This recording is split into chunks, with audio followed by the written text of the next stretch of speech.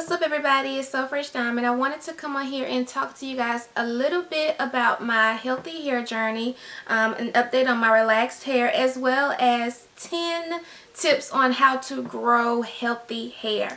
Now you guys who have followed me for a while know that I originally started off going natural because my hair had just went through a lot of issues. So I decided to go natural and try to get back on track of a healthy hair journey. I'll post below a healthy hair regimen that I've already did. It's kind of old, so I'm thinking about doing a updated one.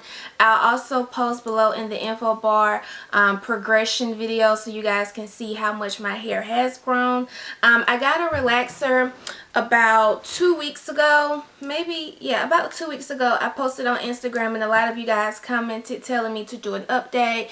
I look back at my videos and it has been a while since I've done an updated relaxed hair video, so I decided to do this video as well as give you guys tips on how to grow healthy hair. Tip number 1, you want to make sure you have a clean scalp. What I mean by clean scalp is you want to make sure you use a neutralizing, also known as a uplifting shampoo, at least once a month to clean your scalp very good. Now shampoos usually don't do this as well as a neutralizing shampoo.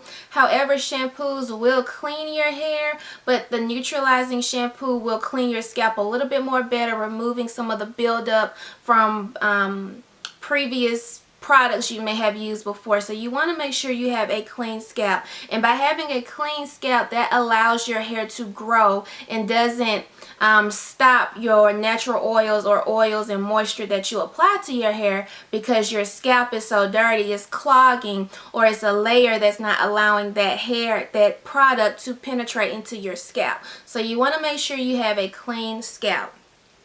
Tip number 2, you want to have a hair care regimen. Have a hair care regimen that is convenient with you and works well with your hair. I also have a health care regimen video that I'll post below in the info bar.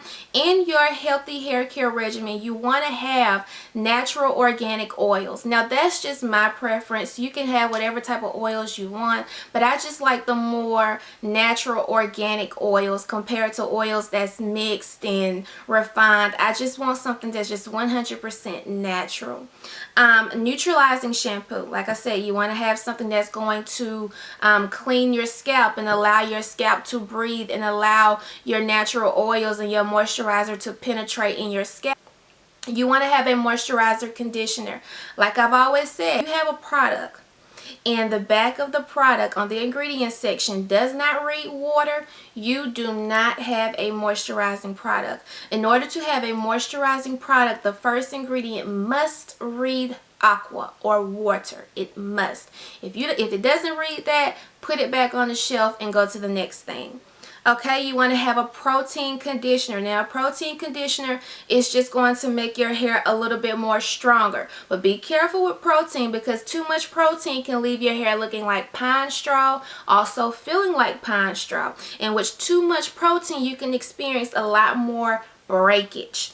Breakage and shedding are two different things. Shedding is something that's normally going to happen. Breakage is a problem. If you are experiencing breakage, you need to lay off the protein. You may not be aware that you are using protein, but one of the products that you're putting in your hair has a lot of protein, and I would suggest that you read the back of your ingredients to figure out which product is having a lot of protein, which is causing your hair to have breakage and kind of feel like pine straw.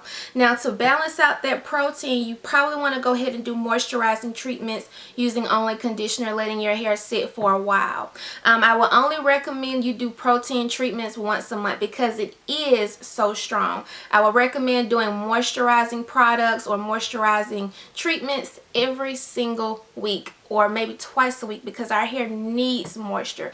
But sometimes you got to be careful with moisture because moisture can sometimes leave your hair feeling real like mushy. Like, listen to your hair and know the difference of what it is saying. So that leads me to tip number 3. Listen to your hair. Moisture and protein, like I said, you want to make sure you balance those out pretty well because it's going to show in your hair. Your hair is going to tell you which one it has too much of. If your hair is dry, it's not getting enough moisture, and it's telling you that by it being dry. Okay, so tip number 4. Guys, this is very, very important. I've talked to so many women in regards to them not being able to understand why their hair is not growing and what they could do. One of the most common things I have continuously to hear is they use a lot of heating tools such as flat irons, curling irons, and do not use a heat protectant. Baby, I don't know why y'all feel like y'all can just put y'all flat iron on 450 degrees and burn the hell out of your hair and think that your hair is going to grow like that. Now granted, some people's hair may grow like that, but mine's don't. I know when I was in middle school, when I used to flat iron or curl my hair every single day, my hair literally started to burn off. I would see like chunks of hair burning off because the flat iron was too hot and I did not use a heat protectant, so I am burning off my ends, and that is causing my hair to get shorter. So you want to make sure you use a heat protectant in any type of heating tools that you use. It's very, very important, whether it is a blow dryer, a flat iron, a curling wand, or a curling iron. It's very important to use a heat protectant because you don't want to burn off your ends. Your ends are the most critical, oldest things on your hair, and that's one of the things that you want to keep because the longer your ends are, the longer your hair is. And of course you want healthy hair, but you're not going to have healthy hair if you're constantly burning off your ends. Okay, tip number 5. You want to make sure you moisturize and seal your ends. Now I do this faithfully every single night, and I can tell you this, my hair has grown tremendously because of me moisturizing and sealing my ends. Now basically what moisture and sealing is using an excellent moisturizer containing water as the first ingredient, then going over your moisturizer with an oil or oils, and I, like I said, prefer for it to be organic and natural. So basically what you do is you take a section of your hair like this and you use your moisturizer. A dime size is usually enough. You don't want to use a lot because it can kind of make your hair look real limp and mushy. So just take a little bit, run it through your hair. Make sure you get those ends because they are the oldest part of the hair. And then after you've done that, go back with your oils. Put a dime size of oil in your hand and then go back and cover that moisture. And that's just going to seal in that moisture, allowing your hair shafts to penetrate that moisture and keep it in by sealing it with oil. So that's very important. I do mine nightly. Excuse me. When I first started off, I did it morning and nights, but sometimes I don't have enough time to do it in the morning, so I'm only able to do it at night. But if you can do it twice a day, kudos to you. Keep going if you can. Tip number 6. You want to make sure you massage your scalp. Massaging your scalp activates the blood flow in your head, which also stimulates hair growth. Okay, get it? Blood flow, hair growth. Now you want to massage your scalp using your favorite organic oils. Doesn't matter what it is.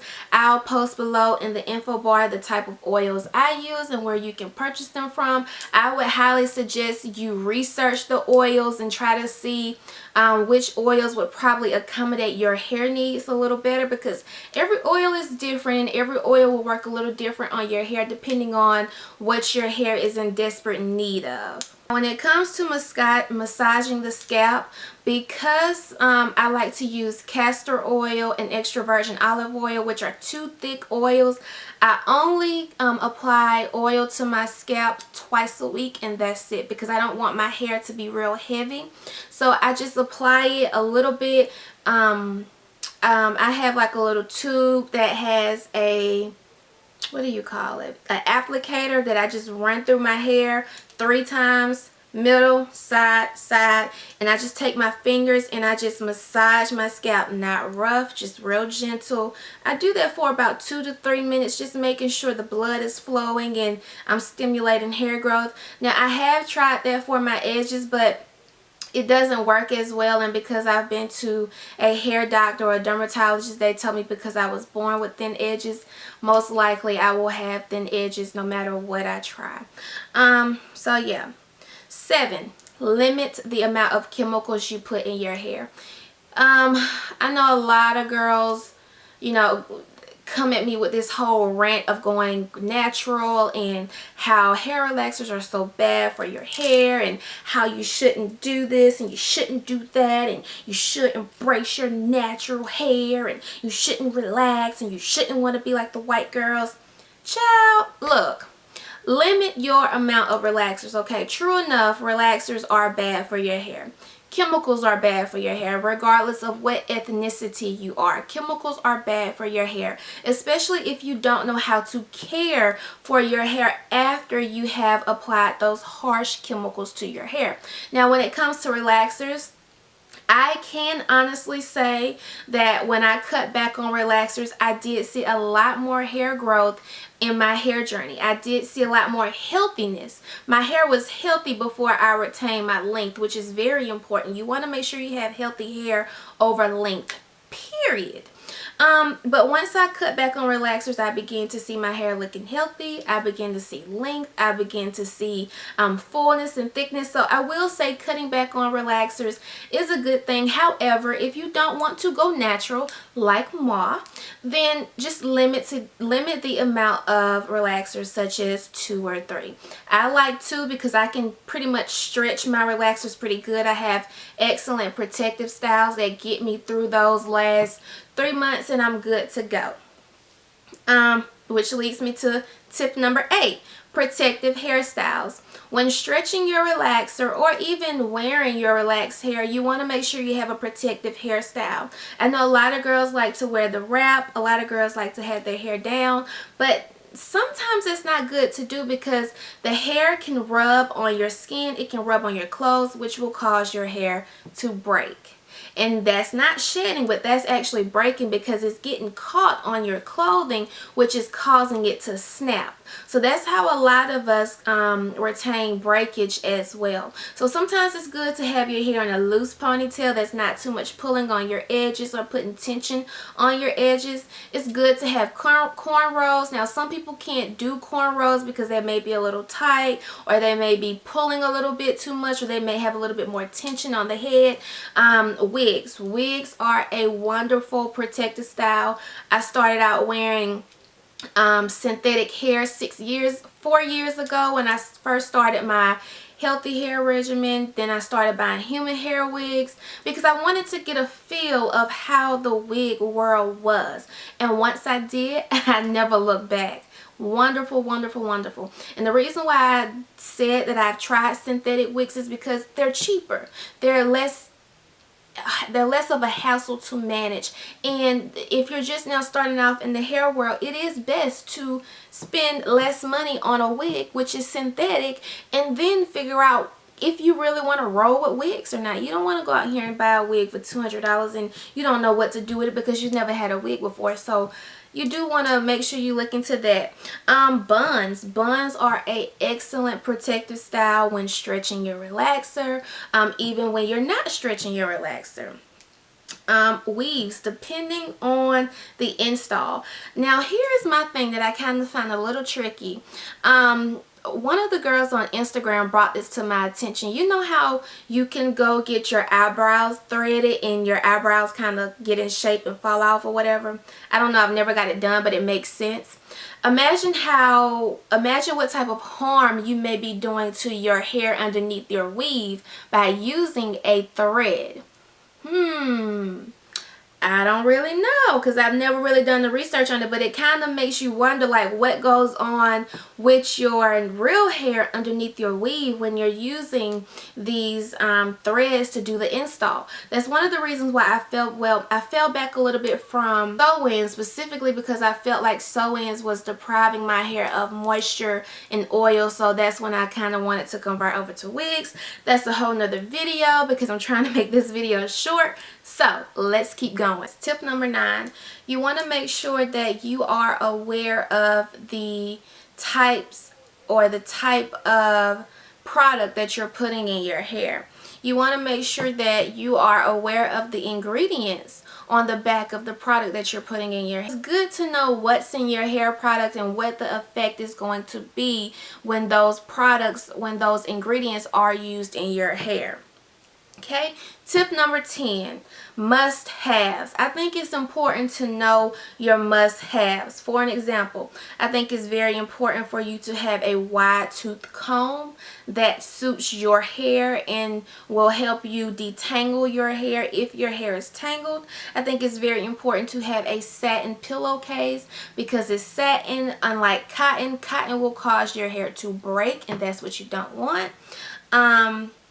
As well as a silk bonnet or a scarf, which allows you to protect your hair, allowing moisture to penetrate and remain in your hair and reducing breakage.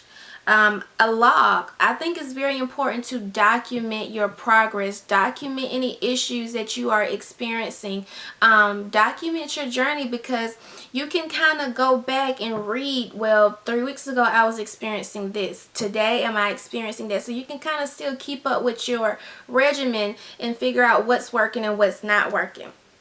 Tip number 11, join hair blogs. I know that sounds real cheesy, but it is a good idea to join hair blogs. When I first started off, I joined the Hairlista blog, and I learned so many things because they gave me tips on what type of moisturizing products to use, what type of protein products to use, what type of moisturizers to use, as well as it was a community of individuals wanting the same thing that I wanted, whether that is healthy, relaxed hair or healthy, natural hair. Everybody wanted the same thing, so everybody was really supportive, on the same page of wanting to help each other, and everybody was sharing their experience and giving their advice to what people could do to retain or grow healthy hair and love their hair.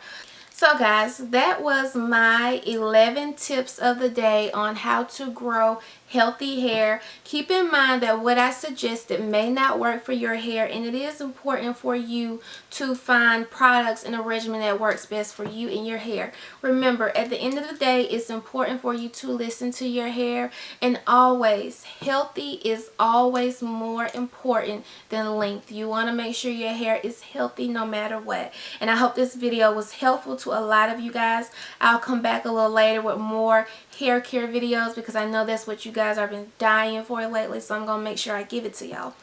Bye.